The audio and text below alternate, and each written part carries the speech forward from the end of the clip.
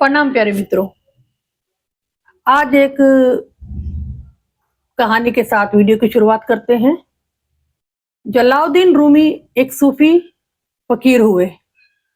जब वो जवान थे तो उन्होंने परमात्मा से कहा कि मुझे इतनी शक्ति दो कि मैं पूरे जगत को ही बदल डालूं।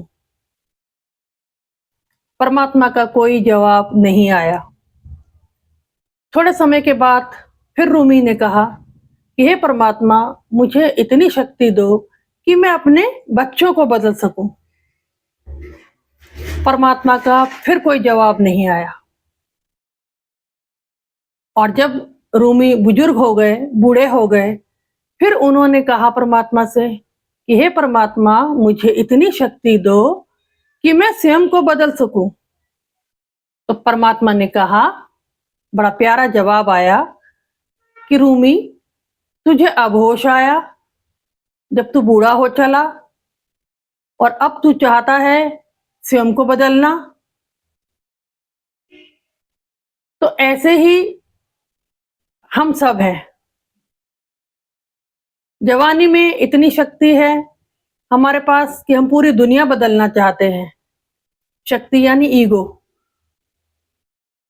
हम ऐसा सोचते हैं कि हम सबको बदल लेंगे।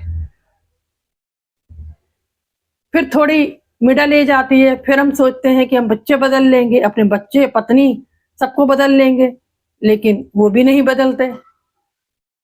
तब तक बुढ़ापा आ जाता है और फिर हम सोचते हैं कि हमने व्यर्थ ही संसार पर और अपने पति, पत्नी, बच्चों पर ऊर्जा खराब की, हम स्वयं को ही बदल लेते। लेकिन तब तक बहुत देर हो चुकी होती है। जो काम हम जवानी में कर सकते हैं वो बुढ़ापे में संभव नहीं है। इसीलिए परम गुरु ओशो ने कहा है कि अगर आप जवानी में ध्यान कर लेते हैं तो आपका बुढ़ापा स्वयं सुंदर हो जाता है। तो हम सभी पूरा जीवन दुनिया को, अपने परिवार को बदलने में लगा देते हैं। अंत में जब हम बूढ़े हो जाते हैं तब हमें होश आता है, ओह ये हमने क्या किया, सारी ऊर्जा दूसरों को दे दी। तब हमें होश आता है और हम परमात्मा को पुकारते हैं, हे भगवान, हम खुद को ही बदल लेते।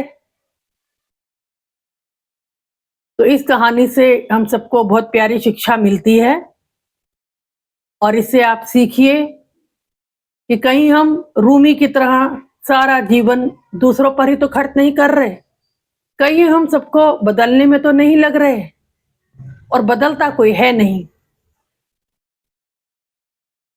कितना भी सरमत्था फोड़ लो आप, जिसने जो करना है वो वही करेगा।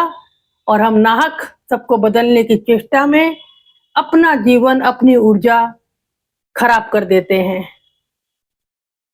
तो जागिए, होश में आइए और स्वयं को बदलिए।